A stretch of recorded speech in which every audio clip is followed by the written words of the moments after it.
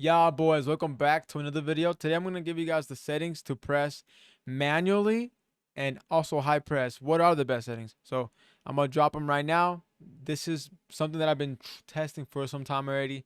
I've tried, bro. I even asked ChatGPT what's the best thing to do, and to tell you what, it wasn't right. ChatGPT was wrong. Enough talking. Let me show you guys the settings, man. Okay, guys. So this is what I personally landed on. Auto switching manual. But on this one, I won't be too mad if you guys use only on air balls and loose balls. But I go with manual just to be more, just more me, man. That being said, there's times where I do notice it would be nice to have a little bit of assist, you know. But that being said, when it comes to pressing, the most important part is the right stick switching sensitivity. It's the most important, guys, because if you go to 10, it will be more, it's almost making it sound like whatever you flick, it's always going to be exactly what your stick says. Maybe, but in some cases, it just goes too far. Like you can flick it and it's going to go all the way to left back or CB. And you're kind of like, not where that's not going to, it's hard to be compact player by player, moving bit by bit. If you were to just go with lower settings, I think 0, which is what I use, is a good way to organizing your team bit by bit because it doesn't just throw you to a random player quick. There may be an odd occasion where you might feel a little like lost, but it's not constant. This is way more consistent in my eyes than the high numbers. Now, there is room for 3. There's room for 4. Anything under 5, there's room for. But I think 0, which is it's my thing. 3, you know what? I don't hate on 3. I actually don't mind it. But 0 is where I've been really like feeling so consistent with player switching. And you know how hard that is to feel consistent with player switching is tough. But this is what's landing with me. I got next player switching classic. This is something you guys can experiment on. I left it on half. 10 tends to move the little thingy a little bit quicker. I don't know, but it's what I felt. I did use it at 10 and it wasn't too bad actually, but I left it on 5 just to keep it a little bit balanced, to be honest. But let's go into the highlights on where I can explain a lot better.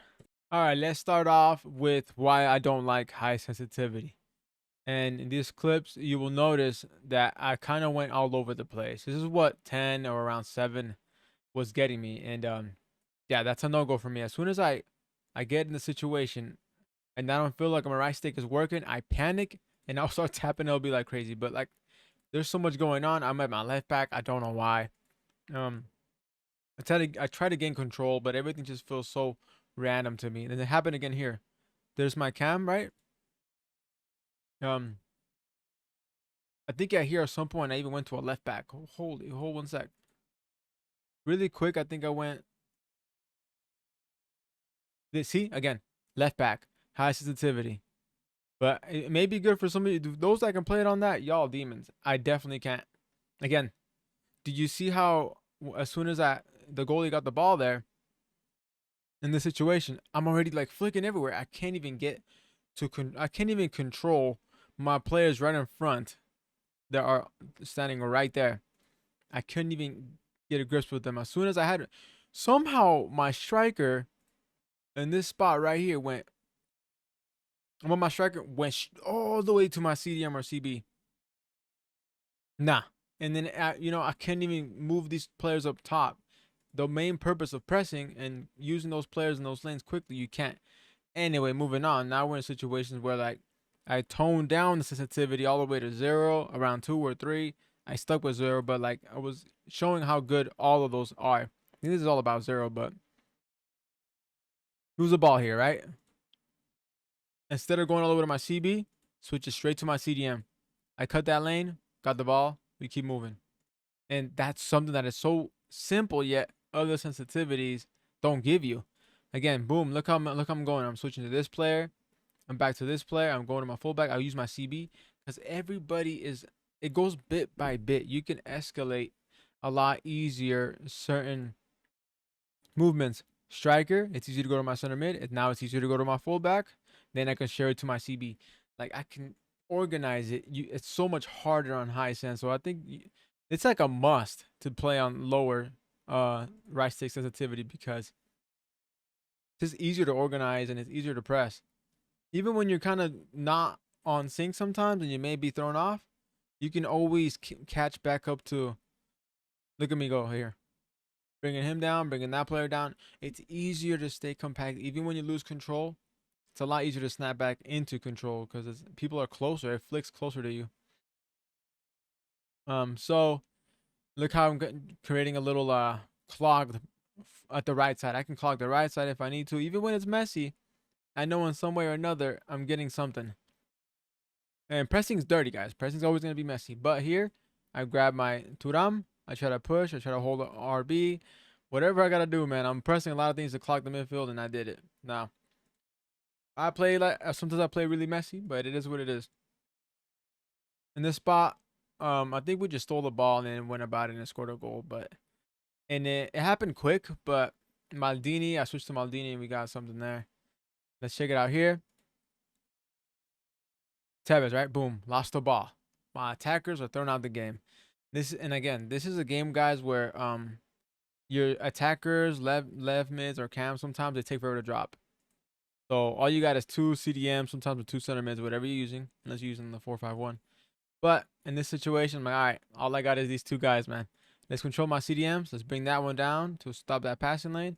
Let's use Maldini, and boom. Now, it looks like nothing, but that drag of my CDM in this position right here stopped it from him to give it to a striker or his other player, because now there's 3 right there. So what he did is like, I'm tripping. I ain't going to go for it. There's too many players there. All because I was able to switch properly and then kind of stop him from doing that. And then again, a good switch there too. So many switches could have gone bad here, but I managed to do it all pretty nicely. Once I got the ball there, or I tried to, look how quick I had to switch there. Pressed him right away, boom, gone. It's so important, man. Look, oh my God, this dude had a lot of players in the back. And still managed to get into a lane really quickly twice, man. Yeah, so let's look at this again. This was actually not too bad. It happened instant. Look at this. Switched to him right away. Went downwards. He was going to mess up anyway, but my point was to be even faster than the AI. Boom, I was already switching. Kind of trying to get in that lane. Got it there. Again, lost the ball. Look what I'm doing. Switched. Boom. You know? Like, it's just easier with this sense. And like I said, man, when I'm not on it, I'm not. Look, switch to Turam. Missed it. Guess what? Use my season. How quickly was I prepared to correct any mistake? As soon as I didn't get this interception with Hullet, I was like, shit. Switch some other CDM because I can. It's easier. Went downwards, went upwards, got him. Boom. We can keep going. Here, we're using Hullet, creating a little 3-man on the lanes. Got the ball. Looks really simple, but if you're on the wrong sensitivity, it ain't happening that smooth. I'll tell you that, man. So, like I said, you can experiment with a lot of them, but personally for me, I don't see how it's possible to do it on a really high sense. I don't. You gotta play really low, if not under 3 sometimes, maybe even under 5, but I think under 3 is the max in my opinion. So that started with the goal. We intercepted the ball there with Turam, and we go on for the dribble. We go for the goal, and yeah. But like I said, that's a big change from going from that to this, which is just everywhere random. I'm like, you don't know what's going on. Got this player here, then at some point I went to my fullback and my CDM. Like, yeah, I know. Yeah, I think I was losing it. Like then again, I was all over the place here, man. I think I was losing it when I was really trying it for a good amount of just games. And guys, even when I didn't know what a lot of these settings truly did in game, I always went towards the lower settings because I just felt like it just felt nicer. It makes a lot more sense when you really go in depth, but 100%. If you want to press, matter of fact, you want to have more consistent player switching, go all the way down. Go to 0, go to 1, go to 2, go to 3. Find your sweet spot. Because I know some people might like to use the defenders earlier. Maybe the CDMs a lot earlier instead of having a double flick sometimes. So You experiment there, but I don't think you should go over 5. Like probably even over 4. So, all right, guys. Hopefully this helped you, man. Any more input? Obviously cam positions and like left mids and right mids, they drop a little more. The wingers, you kind of have to do it manually sometimes. So that's always gonna be playing a part. And CDMs, they help too, but center mids, since when you play deep line playmaker, they're a little bit higher. Sometimes you can drag them a little bit easier, but that's no matter what, CDMs are going to be the best option when it comes to like just organization. But that don't mean the 4-5-1. I'm gonna tell you that the 4-5-1 is really good for being able to go into so many lanes. But once that half middle line is gone, you're cooked sometimes. But that being said, guys, hopefully you enjoyed this video and this helped you. It's probably one of the most important parts of the game, in my opinion. So don't go wrong here, because if once you go wrong here, you're pretty much, your player switch is always going to be cooked. And I don't know, man. All right, this is massive, by the way, massive. All right, guys, catch you later. Peace.